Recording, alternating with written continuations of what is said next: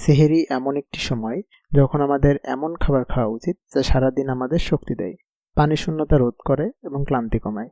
কিন্তু অনেকেই সেহরিতে এমন কিছু খাবার খেয়ে থাকেন যা শরীরের জন্য ক্ষতিকর হতে পারে। তাহলে আর দেরি কেন, চলুন জেনে নেই সেহরিতে কী ধরনের খাবার এড়িয়ে চলা উচিত। অতিরিক্ত লবণযুক্ত খাবার এড়িয়ে চলুন। অতিরিক্ত লবণ শরীর থেকে পানি শুষে নিয়ে ডিহাইড্রেশন তৈরি করতে পারে। আচার, চিপস, প্রসেসড ফুড বা অতিরিক্ত নোনতা ভাজা পোড়া খাবার সেহরিতে না খাওয়াই ভালো। বেশি লবণযুক্ত খাবার রাতের মধ্যে শরীরের পানির ভারসাম্য নষ্ট করতে পারে, ফলে সারাদিন তৃষ্ণা বেড়ে যায়। বিশেষ করে অতিরিক্ত প্রক্রিয়াজাত খাবার যেমন ইনস্ট্যান্ট নুডলস, প্রক্রিয়াজাত মাংস, প্যাকেটজাত খাবার সেহরিতে এড়িয়ে চলা উচিত। মশলা ও তেল জাতীয় খাবার পরিহার করুন। অতিরিক্ত মশলাযুক্ত বা ভাজা পোড়া খাবার যেমন পরোটা, পুরি, কাচ্চি বিরিয়ানি ইত্যাদি হজমের সমস্যা তৈরি করতে পারে।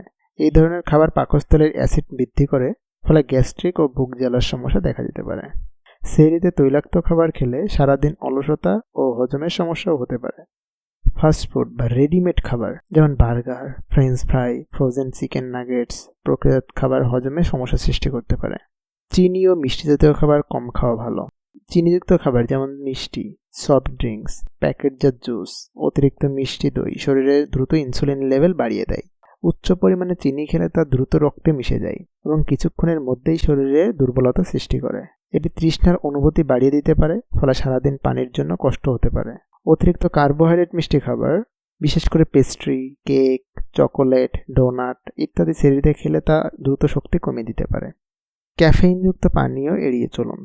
চা, কফি বা সফট ড্রিঙ্কস শরীর থেকে পানি বের করে দেয় এবং পানি শূন্যতার কারণ হতে পারে।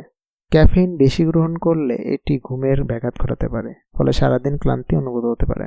সেহরিতে বেশি চা বা কফি পান করলে তা মূত্রবর্ধক হিসেবে কাজ করে এবং শরীরের পানির ভারসাম্য নষ্ট করে।